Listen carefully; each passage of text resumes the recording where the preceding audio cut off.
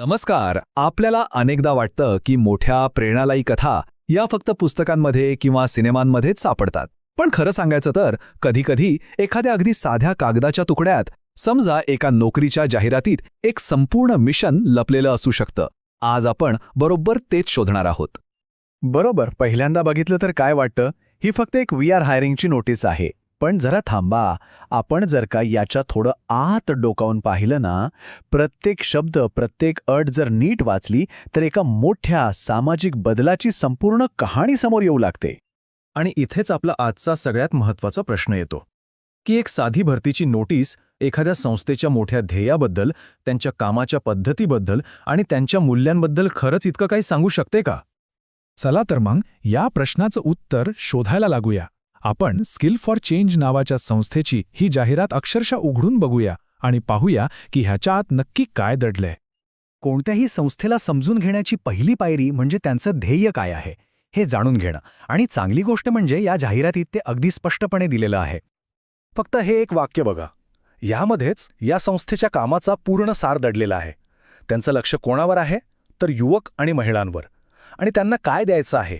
फक्त नोकरी नाही, तर दोन महत्त्वाच्या गोष्टी. एक म्हणजे नोकरी मिळवण्याचं कौशल्य आणि दुसरं म्हणजे स्वतःचा व्यवसाय सुरू करण्याची क्षमता. जाहिरातीत एक खूप महत्त्वाचा शब्द वापरलाय, लाईव्हलीहूड इनिशिएटिव्ह. याचा नक्की अर्थ काय? हा फक्त नोकरी देण्याचा कार्यक्रम नाहीये, तर हा एक असा प्रकल्प आहे जो लोकांना स्वतःच्या पायावर उभं राहून एक स्थिर आणि सन्मानाचं आयुष्य जगण्यासाठी मदत करतो. तर मग या सगळ्याचा अर्थ काय होतो? याचा अर्थ असा की ही संस्था एकाच वेळेस दोन आघाड्यांवर काम करते. ती लोकांना नोकरीसाठी तयार करते आणि त्याच वेळी त्यांना स्वतःचे मालक बनण्यासाठीही प्रोत्साहन देत आहे. आणि सगळ्यात महत्त्वाची गोष्ट म्हणजे हे काम ते एकटे करत नाहीत. बजाज फिन्सर्न सारख्या मोठ्या कंपन्यांना सोबत घेऊन ते आपल्या कामाचा प्रभाव कितीतरी पटींनी वाढवत आहेत. हा खरंच एक खूप हुशारीचा दृष्टिकोन आहे. बरं, मोठं ध्येय तर ठरलं, पण हे ध्येय जमिनीवर उतरवण्यासाठी माणसं लागतात नाही का?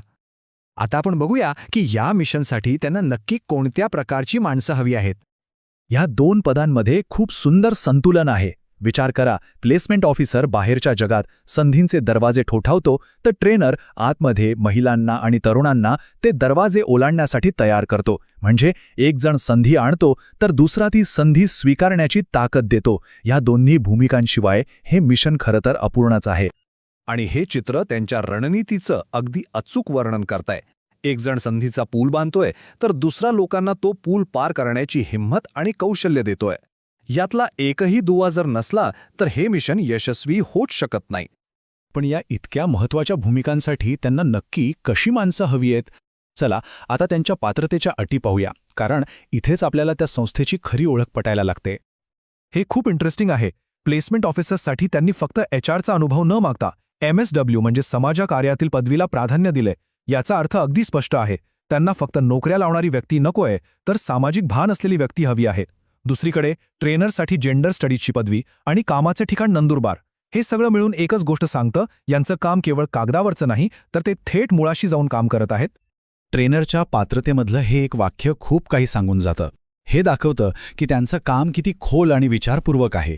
ते फक्त वरवरचं प्रशिक्षण देत नाहीत, तर महिलांना अपारंपरिक क्षेत्रात काम करताना नेमक्या कोणत्या अडचणी येतात हे समजून घेऊन त्यावर काम करत आहेत.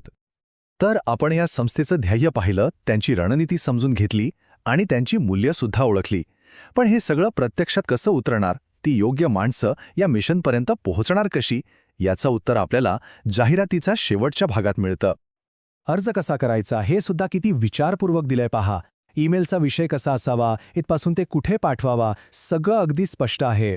या छोट्या छोट्या गोष्टींमधून त्यांची व्यावसायिकता दिसून येते. कारण मोठं मिशन यशस्वी करण्यासाठी अशी स्पष्टता आणि सुसूत्रता खूप गरजेची असते. याच एका ईमेलने एका व्यक्तीचा प्रवास या मोठ्या मिशनशी जोडला जाऊ शकतो. आणि हाच या सगळ्याचा गाभा आहे. मोठं ध्येय फक्त मोठ्या गोष्टी करूनच साध्य होत नाही, तर अर्ज करण्याच्या पद्धतीसारखे छोटे छोटे तपशील जेव्हा अचूक असतात तेव्हाच ते मोठं मशीन व्यवस्थित चालतं. तर ह्या सगळ्यातून आपण काय शिकलो? की एका साध्या नोकरीच्या जाहिरातीतही एका संपूर्ण सामाजिक मिशनची ब्लूप्रिंट दडलेली असू शकते. त्यामुळे पुढच्या वेळी आपल्यासमोर अशी एखादी जाहिरात येईल तेव्हा फक्त पदाचं नाव आणि पगार वाचून पुढे जाऊ नका. थोडं थांबा आणि त्या शब्दांच्या मागे दडलेली कथा वाचायचा प्रयत्न नक्की करा. काय माहीत, आपल्यालाही काहीतरी अनपेक्षित सापडेल.